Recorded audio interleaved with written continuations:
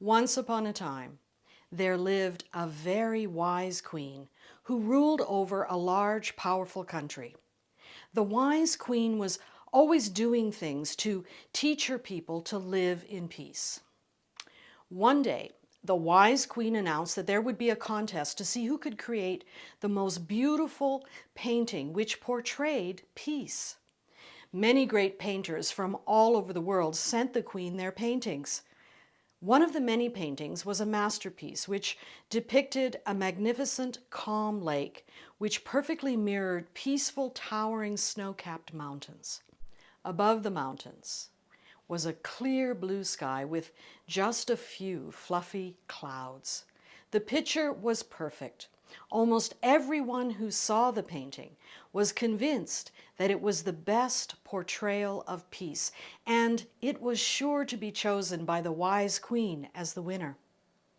However, when the queen announced the winner, everyone was shocked. The painting which won the prize had mountains as well, but they were rugged and bare. The sky looked very angry, and lightning streaked through the ominous clouds. The scene did not look at all peaceful. It looked like the artist had made a mistake and painted a vicious storm instead of peace. But if anyone bothered to look closely at this painting, they would see a tiny bush growing in the cracks of the rugged mountain rock. In the bush, a mother bird had built her nest. In the midst of the rush of an angry storm, the bird sat calmly on her nest. The wise queen understood that peace is born in places where you would least expect it. Peace is born in the midst of all the chaos. Peace calms the troubled heart. Peace, real peace, is also a state of mind, a way of being, a way of doing that breaks out in the midst of turmoil. A mother bird's calm, despite her chaotic, dangerous surroundings, is the embodiment of peace.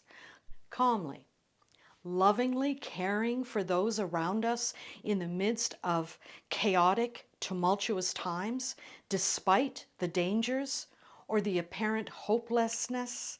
To love without fear is a way of being in the world, a way of doing that breaks out in the strangest of places.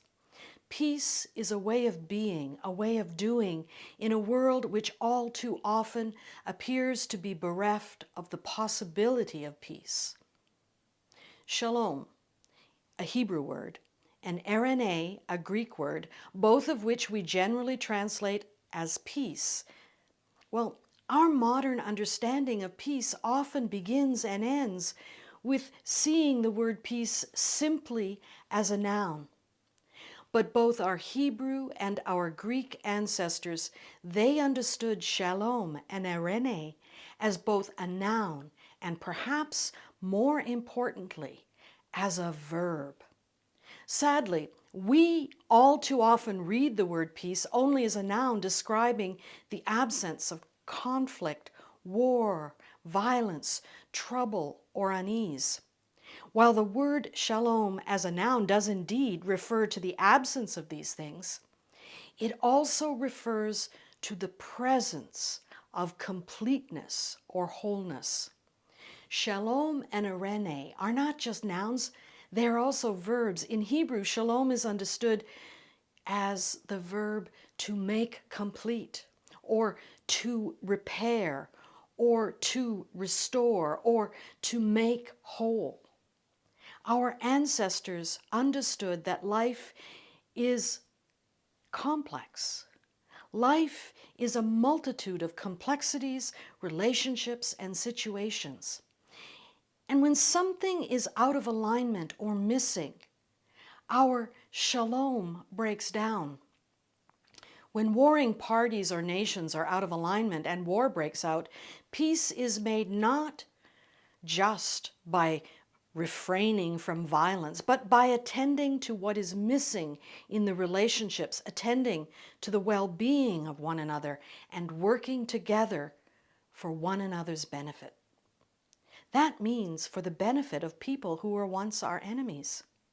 When the anonymous gospel storytellers who heralded the birth of Jesus described him as Irene, they did so because Jesus' followers saw Jesus as the restorer of wholeness, because he brought peace not only among the nations, tribes, and families. Jesus brought peace with the one in whom we live and move and have our being, the one who dwells in, with, through, and beyond us all. Jesus said, "Peace I leave with you. Peace I give to you. But the kind of peace I give is not like the world's peace. Do not let your hearts be distressed. Do not be fearful."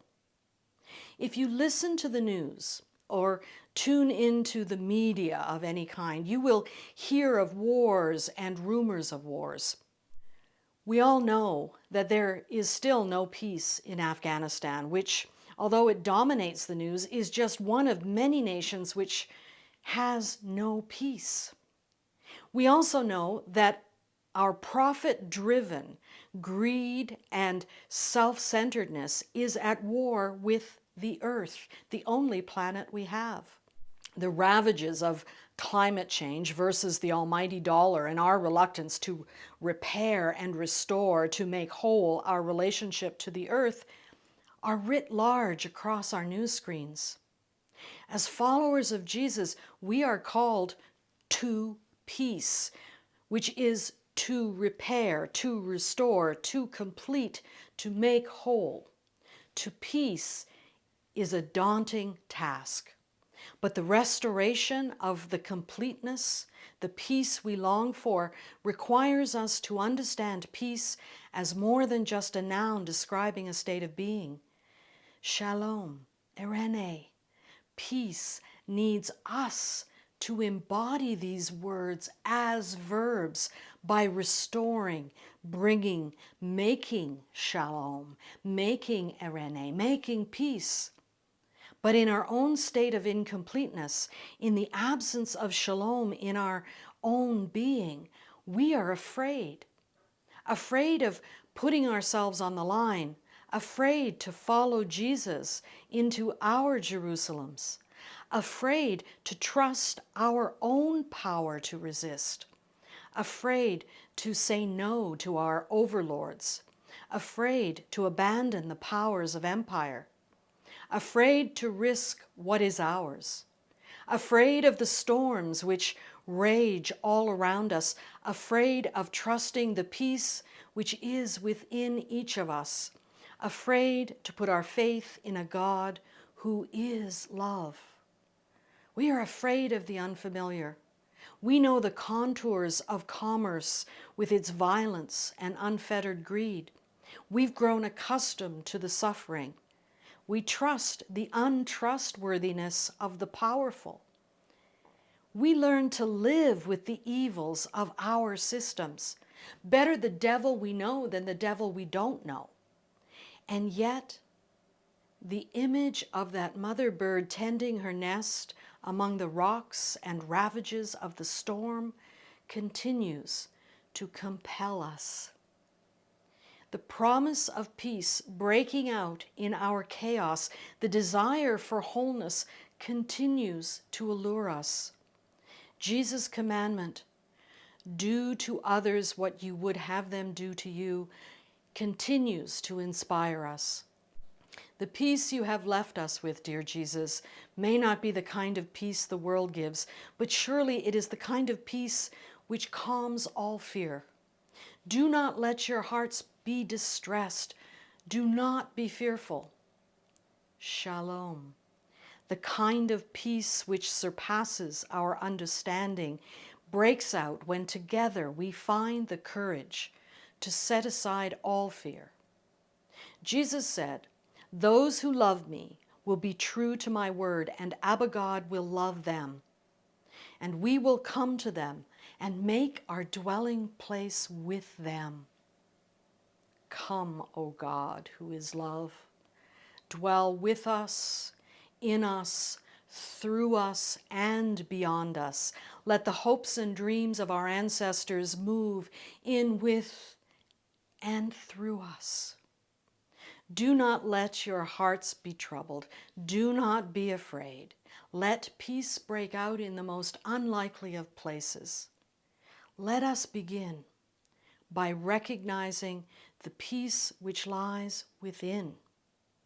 Paying attention to this gift of peace within us empowers us to love our enemies by tending to their well-being, so that friend and foe alike can be restored, made complete, made whole. Let the peace which lives within us empower us to be peacemakers, doers of peace, bringers of peace, lovers of peace, restorers of wholeness. Shalom. Eirene. Peace. In the name and for the sake of the one who is our lover, beloved, and love itself. Amen.